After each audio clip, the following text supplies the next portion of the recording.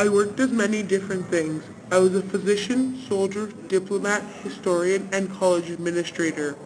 After I earned my BA at the University of Toronto in 1919, I was uncertain on what career path I wanted to go down. I tried law and business, won a fellowship to Oxford, and I was hired by the University of Toronto to teach history, which I combined with tennis and coaching football.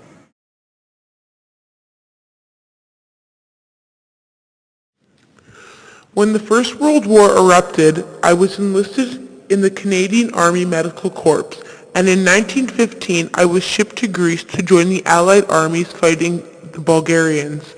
After 2 years, I was transferred to the Royal Flying Corps in England, but my military career came to an abrupt end when I was run over by a London bus.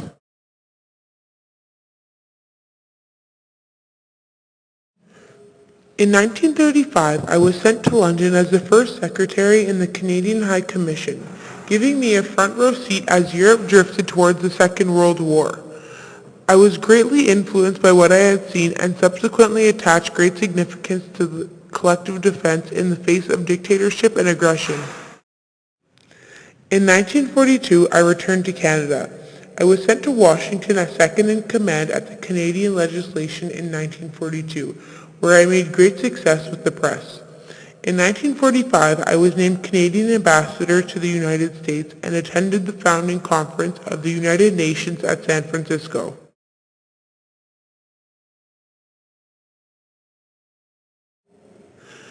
I got my Nobel Peace Prize in 1957 for my role in resolving the Suez Crisis through the United Nations.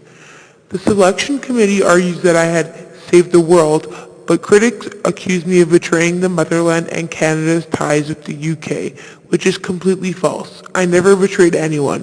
The United Nations Emergency Force was my creation, and I am considered the modern concept of peacekeeping.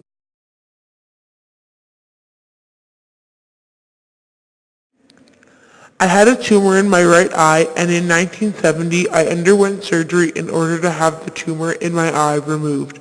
But in November 1972, I was admitted to the hospital for further treatment. My condition deteriorated rapidly by Christmas Eve. On December 1972, the cancer had spread to my liver and I had lapsed into a coma and died December 27, 1972 at 11:40 p.m.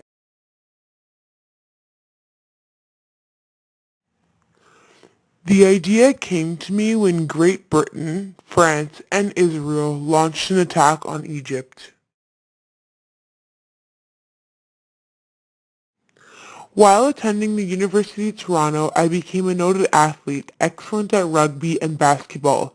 Later, I played for the Oxford University ice hockey team on a scholarship at the University of Oxford, a team that won first place in 1923.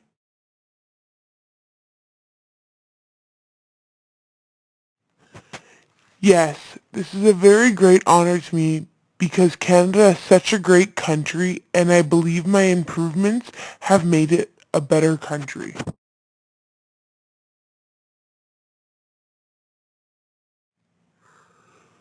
During my time as Prime Minister, many new things were introduced, such as universal health care, student loans, the Canadian Pension Plan, the Order of Canada, and the new flag of Canada.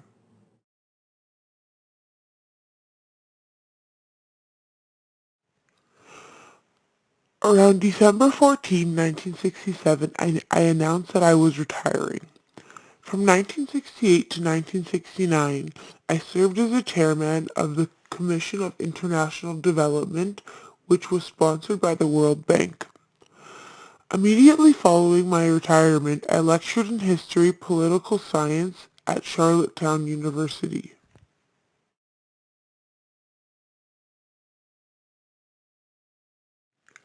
In 1948, I was appointed the Secretary for State of External Affairs in the Liberal government.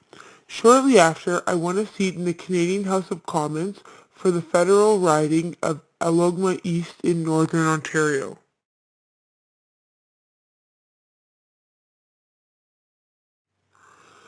I was married to Marion Elizabeth Pearson, and we got married August 22nd, 1925. We met at the University of Toronto, where I was a teacher and she was a student. We also had a son named Jeffrey Arthur Holland Pearson.